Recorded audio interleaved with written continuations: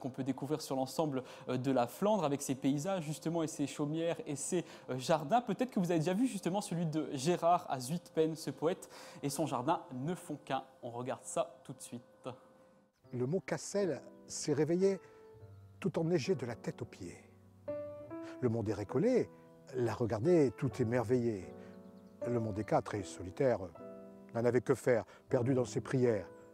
Le mont Noir, lui, était blanc, mais de jalousie. Jardinier poète, poète jardinier, clameur de mots, slameur rural. Gérard Guillot est artiste tout autant qu'artisan. La nature est dans sa poésie dans la nature, à moins que ce ne soit le contraire. La poésie est venue lorsque mon épouse est décédée. J'ai écrit beaucoup de poèmes. Et il y a 4 ans, il y avait au Printemps de la Poésie à Paris, il y avait un concours de nouvelles de poésie.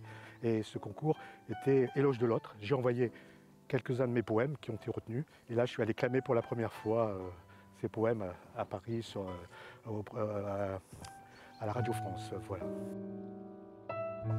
Depuis, Gérard ne s'est plus arrêté de clamer, pour continuer à vivre, pour ne pas sombrer peut-être.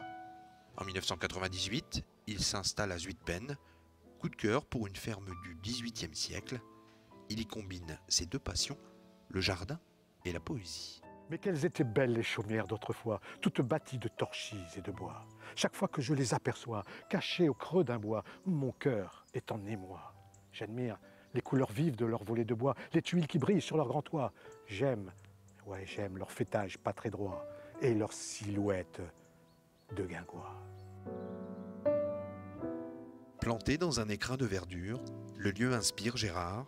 Au fil des ans, au fil de l'eau, il plante, creuse, dessine son jardin et invite le public à partager son amour des mots et des arbres. J'ai plus de 150 arbres fruitiers. De l'autre côté, près de l'autre côté de la ferme, c'est un jardin de curé avec des carrés de culture. Et un peu plus loin, sur un espace de 2 hectares qui se trouve de l'autre côté, l'année dernière, j'ai creusé un bassin de baignade naturel et biologique avec 2 bassins, dont un qui sert de lagunage pour filtrer l'eau avec des plantes oxygénatrices, des plantes filtrantes et puis épuratrices. C'est un équilibre, le jardin, c'est quelque chose de naturel, de beau, comme la poésie. La poésie est une musique, une harmonie, donc tout ça, tout est harmonie. Je suis un poète dans l'âme, j'aime Rimbaud, Verlaine et le slam. Je suis un poète dans l'âme. Autrefois instituteur, cabossé par la vie, Gérard Guillot, poète jardinier, jardinier poète. La nature est dans sa poésie, la poésie dans sa nature, à moins que ce ne soit le contraire.